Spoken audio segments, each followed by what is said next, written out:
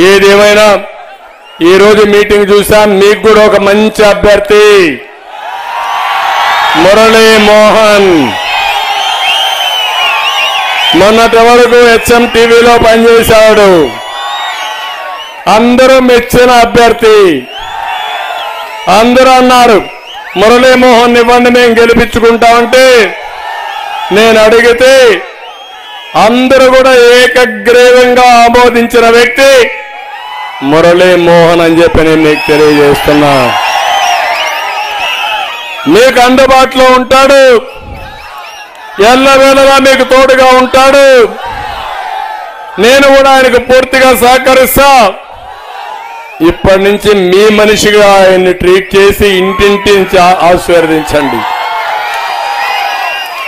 ఓటేయడమే కాదు 10 రూపాయలు కూడా ఇచ్చి ఆదరించండి. మళ్ళా డబ్బులకు కానీ మోసపోయారు, వాళ్ళు 5,000 రూపాయలు ఇస్తామంటారు. ఓటేస్తారా? ఈసారి మీరందరూ గుర్తుపెట్టుకోవాలి. మీ పిల్లల భవిష్యత్తు ఒకసారి గుర్తుపెట్టుకోండి. మీ పిల్లల సాక్షిగా ఆలోచించుకోండి.